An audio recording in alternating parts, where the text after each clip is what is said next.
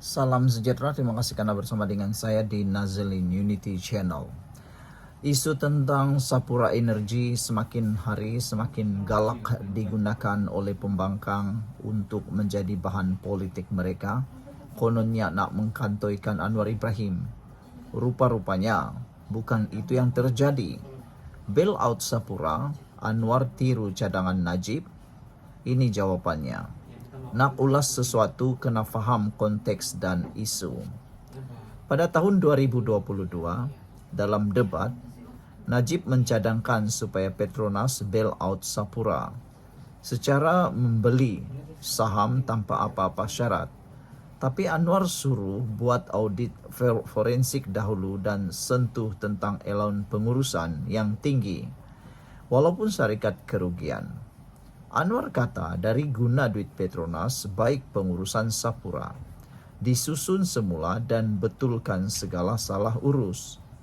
Bulan Mei tahun sama, Sapura Energy Berhad diklasifikasikan sebagai syarikat PN17 sebab kerugian keuangan yang besar.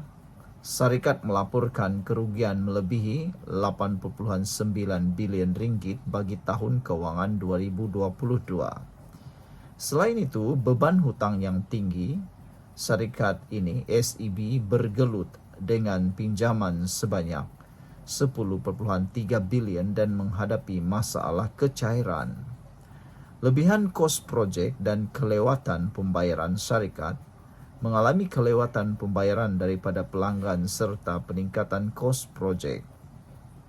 Gagal membayar pinjaman, SEB gagal membayar semula hutang berjumlah RM10 bilion pada Disember tahun 2021.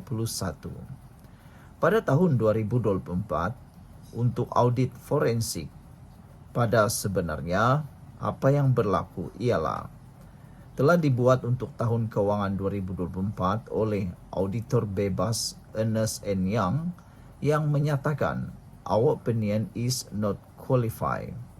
Ini bermaksud EY telah memberikan pendapat audit tanpa syarat, menunjukkan bahawa penyata kewangan Sapura Energy dibentangkan secara adil dan mematuhi piawaian peruntukan. Merujuk kepada isu tertentu kemungkinan berkaitan dengan ketidakpastian kelangsungan operasi atau tekanan kewangan. Walaupun terdapat kebimbangan kewangan, ia tidak memerlukan pendapat audit bersyarat qualified opinion yang akan menunjukkan kesilapan material atau ketidakpatuhan terhadap piawaian, peruntukan atau perakaunan. Mengapa ini penting untuk Sapura Energy? Tanda positif, walaupun menghadapi cabaran kewangan, laporan kewangan syarikat adalah tepat dan telus. Keyakinan pelabur, pemegang kepentingan boleh bergantung kepada penyata kewangan dalam membuat keputusan. Tiada isu perakaunan yang serius. Walaupun Sapura Energy menghadapi risiko kewangan, ia tidak dituduh melakukan pelaporan kewangan yang tidak betul. Saudara-saudara sekalian, oleh itu pada tahun 2025, MOF buat SPV dan suntik 1,1 bilion kepada Sapura Energy Berhad. Adakah suntikan dana tanpa syarat? Tidak. Jawapannya ialah suntikan secara eksklusif untuk menyelesaikan liability yang terhutang oleh SEB kepada penyedia perkhidmatan Malaysia dalam sektor minyak dan gas yang kebanyakannya terdiri daripada 2,000 vendor tempatan, perusahaan kecil dan sederhana PKS. Pelan utama dari keluar PN, Projek Nazak 17, penyusunan semula hutang. Kebanyakan syarikat berunding dengan pemiutang untuk mengurangkan atau melanjutkan tempoh pembayaran pinjaman. Penstrukturan semula perniagaan. Syarikat mengubah fokus kepada operasi yang lebih menguntungkan atau mampan.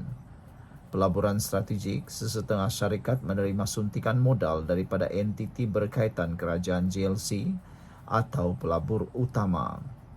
Pengurangan kos operasi, langkah pemotongan kos dan peningkatan kecekapan memainkan peranan penting dalam pemulihan. Bagi Energi Sapura, rancangan penyusunan semula hutang serta suntikan modal 1,1 bilion ringgit boleh membantu syarikat itu untuk keluar dari status Projek Nazak 17 dengan berjaya. Pada bulan Januari 2025, hari itu Sapura Energy telah dapat CEO yang baru. Jadi, kata-kata Anwar yang dulu masih lagi tepat bila audit telah dilakukan, masalah pengurusan telah diselesaikan dengan pengurusan baru, dan suntikan 1,1 bilion tadi digunakan untuk membayar hutang Sapura tertunggak pada vendor. Ini juga akan membolehkan Sapura keluar dari PN17. Contoh, salah satu syarikat yang berjaya keluar dari PN17 adalah Asia X. Langkah ini adalah cara terbaik untuk elakkan 2,000 vendor tidak mendapat bayaran dan akan menyebabkan rantaian ekonomi yang tidak menentu. Kesimpulannya, Anwar tidak meniru plan bailout Najib sebab ada kondisi prasyarat dan ia bukan cek kosong. Nampak sama tapi tak serupa langsung. Ditulis oleh Muhammad Mukhlis Muhammad Syarif. Perbandingan isu bailout antara Tun Mahathir dan Datuk Seri Anwar Ibrahim juga jauh beza. Semasa era Perdana Menteri keempat dan ketujuh Tun Mahathir, bailout, adakah dipanggil bailout? Ya, tiada pelan penstrukturan semula. Tetapi ketika Datuk Seri Anwar Ibrahim menjadi Perdana Menteri untuk era Perdana Menteri ke-10, adakah dipanggil bailout? Jawapannya tidak, kerana dipanggil pelaburan strategik. Dari segi audit dan ketelusan pula, semasa zaman Tun Mahathir Mohamad, tiada syarat audit sebelum suntikan dana. Tiada syarat audit sebelum suntikan dana. Itu berlaku semasa Mahathir.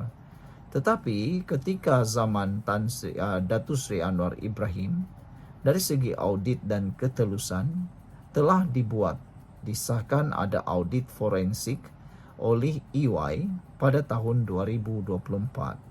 Dan perbezaan paling ketara sekali antara bailout perbandingan bailout antara Tun Mahathir dan Datuk Seri Anwar ialah tujuan.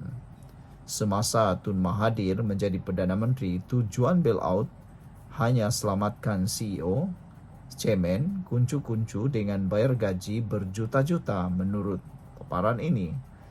Manakala semasa Datuk Seri Anwar Ibrahim pula tujuannya adalah mahu menyelamatkan, hanya selamatkan 2,000 vendor tempatan yang 80% daripadanya adalah Bumi Putra.